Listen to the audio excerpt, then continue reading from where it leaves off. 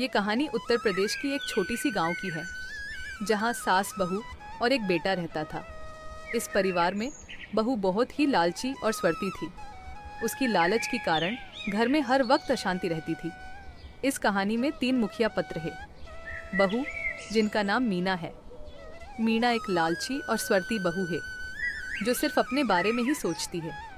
इस कहानी के दूसरी पात्र है सरल सासू माँ, जिनका नाम मालोती देवी है। मालोती देवी एकदम सरल, दयालु, समझदार महिला है, जो बहू की अत्याचार सहने के बावजूद परिवार को एक साथ रखने की कोशिश करता है। कहानी का तीसरा और आखिरी पत्र है सुरेश, जो मालोती देवी का पुत्र और मीणा का पति है। सुरेश एक मेहनती और आज्ञाकारी बेटा है, जो घर में सबकी बात सुनता है और हर किसी को सम्मान देता है, और जो अपने पत्नी से बहुत प्यार भी करता है। एक दिन मालोती देवी जब रसोई घर में काम कर रही थी, तभी उनकी बहू मीणा उनकी काम को लेकर नाराजगी देखने के लिए रसोई घर में आती है। माँ जी, अपने फिर से कपड़े नहीं धोए, आपसे तो कुछ भी ठीक से नहीं होता। अरे मैं पहले खाना बनाने के लिए आ गई, सुरेश काम पे जाएगा खाना खा के, इसीलिए मैं ये करने के बाद कपड़े ढीढ़े धो दूंगी। हर बार आप यही कुछ न कुछ बहाने देकर अपने सारी गलतियाँ छुपा लेते हो। लगता है आप चाहती हो कि इस घर में कोई भी काम सही से न हो। आपके वजह से घर का खर्चा भी बिगड़ रहा है। आप जानबूझकर यह सारी चीज करते हो ताकि मैं किसी कम बली को लेकर आओ और मेरा सारा पैसा खत्म हो जाए। अरे नहीं बहू रानी, मैं ऐसा क्यों ही करूँगी। या तो मेरा भी परिवार है, मैं कभी हर वक्त घर के खर्च का ध्यान रखता हूँ। हाँ हाँ बिल्कुल माँ जी, आप ही तो ध्यान रखते हो, मैं तो कुछ नहीं करती। सब पता है मुझे आपकी इरादों का। मुझे ही इस घर को बचाना पड़ेगा, नहीं आप सब कुछ खा जाएंगे। बेचारे मालोती देवी अपने बहू की बोली हुए बातें चुपचाप सुन लेती है और फिर से अपने काम में लग जाती है। उसी समय सुरेश काम से घर लौटती है और अपने माँ को परेशान बैठा हुआ देखते हैं। क्या हुआ माँ जी, आप इतने परेशान क्यों देख रही हो? कुछ हुआ ही क्या? कुछ भी नहीं हुआ है बेटा, बस काम करने के बाद थोड़ा थक गई हूँ। नहीं, आप सच बताओ, क्या हुआ है? आपको देखकर ही लग रहा है कि आपको कुछ हुआ है। सच्ची सच्ची बोलो, क्या बात है? ऐसा बड़ी बात नहीं है, पता नहीं क्यों बहू को फिर से मुझसे कोई परेशानी हो गई है। आपको तो पता ही है मीणा ऐसा ही है। आप दिल पे मत लो, मैं खुद मीणा से बात करूंगा इस बारे में। नहीं बेटा, तू छोड़ दे, बार बार बात करने से क्या ही होगा।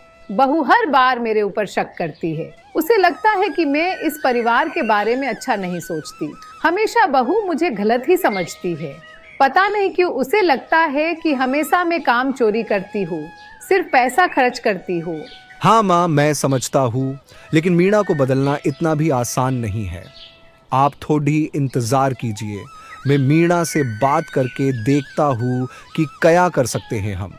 इतने दिन हो गया है, इस उम्र पे आकर मुझे ये सब कुछ सुनना पड़ेगा। मुझे पता नहीं था, मैं और कितना ही सहन करूँ। तू ही बोल बेटा। सुरेश अपने बातों से अपनी माँ को दिलासा देता है और मालोती देवी सुरेश की बात मान जाती है। कुछ समय बाद सुरेश अपनी बहू मीणा से मिलने के लिए उसके कमरे में जाते हैं। मीणा, क्या कर रहे हो आप? क्या मैं अंदर आ जाऊं? ये भी क्या पूछने की बात है, या तो आपका भी घर है, आइए न। मीणा, मुझे तुमसे कुछ जरूरी बात करनी है। हाँ आप बोलिए न, क्या बात करनी है आपको?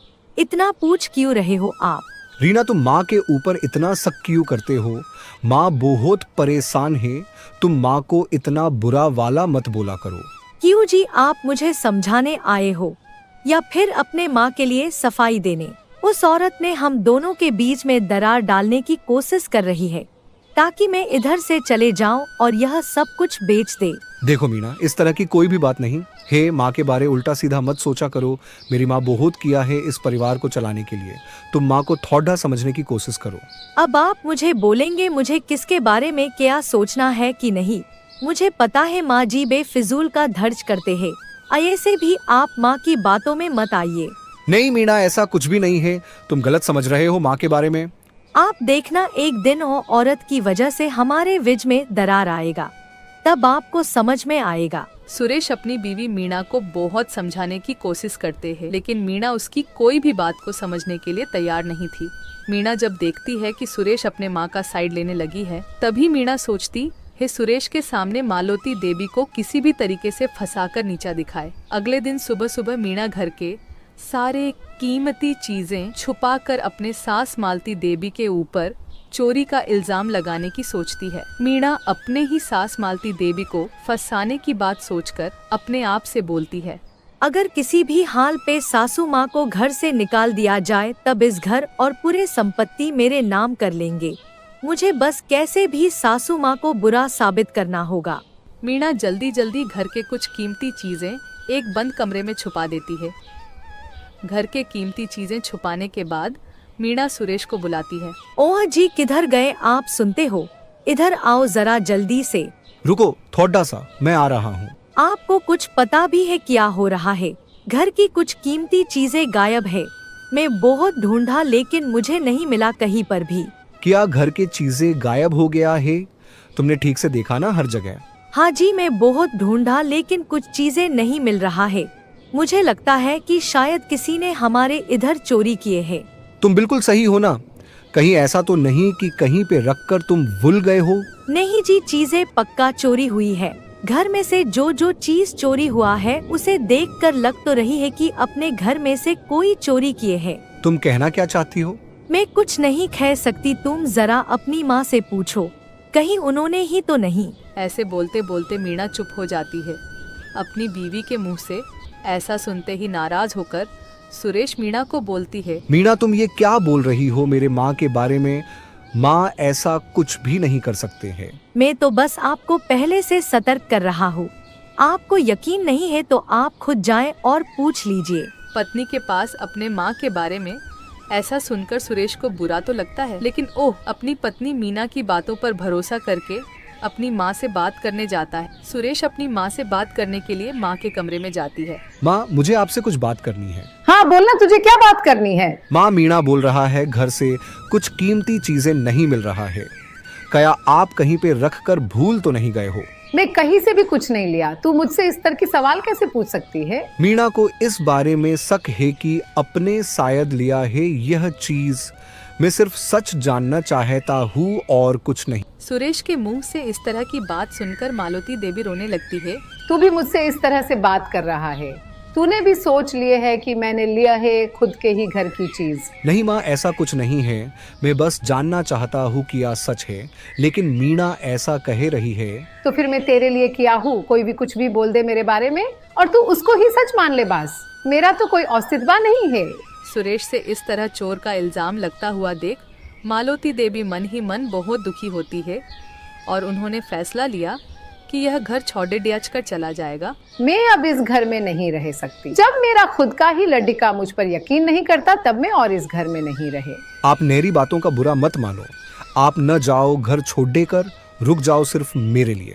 नहीं बेटा, मैं जा रही हूँ, लेकिन एक बात याद जरूर रखना कि सच्चाई हमेशा सामने आती है। मालती देवी अपने सूटकेस लेकर अपने एक दोस्त के घर चले जाती है। मालती देवी के जाने के बाद सुरेश अपने माँ को बहुत फोन करता था, लेकिन मालती जी कभी भी कॉल नहीं उठाती थी। इसी तरह कई दिन गुजर जाती है। मालती देवी अपने दोस्त के पास ही रहे तो हे मालती जी के जाने के बाद सुरेश और मीणा के बीच रोज रोज अनबन शुरू हो जाती है। रीना, तुमने गलत किया है। माँ निर्दोष थी। आपके वजह से हमने घर से निकल दिया है और इसकी वजह से अब हमारी विज में लड़ाई भी हो रहा है। अच्छा ही हुआ कि वह चले गए।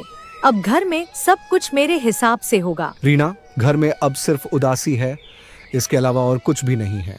तुमने मेरी जिंदगी बर्बाद कर दी। इसी तरह कुछ और दिन बीत जाती है। धीरे धीरे रीना और सुरेश के बीच दूरी बन जाती है। सुरेश अपनी बीवी से बात करना भी बंद कर देता है। इसके बाद रीना को अपनी गलती का एहसास होता है और वह सुरेश से कहती है, मुझसे बहुत बड़ी गलती हो गई है। मैं अभी से मजी पर कभी वो शख्स नहीं करूँगी। जाओ न, आप जाके मजी को लेकर आइए। अपने खुद ही आपकी गलती समझी, यही बहुत बड़ी बात है आपके लिए। अभी आप मुझे शर्मिंदगी महसूस करा रही है। जाइए, न जाके मजी को लेकर आइए। जी जा रहा हूँ मैं, लेकिन मेरे साथ आपको भी जाना पड़ेगा क्योंकि माँ मेरे से ज्यादा आपसे नाराज है। आपको ही जाकर मनाना पड़ेगा माँ को, तभी माँ आएगी वापस। तो फिर चलिए ना, देर करके कोई फायदा भी नहीं है। चलिए जल्दी जल्दी जाते हैं माँ जी के पास। ये कहकर मीणा और सुरेश दोनों एक साथ निकल पड़ डचते हैं माँ को घर वापस लाने के लिए। उधर जाके मीणा माँ से माफ़ी चाहती है और मालती देवी मीणा को माफ़ कर देती है। उसके बाद तीनों एक साथ घर एक के पहले की तरह सूखी से रहती है।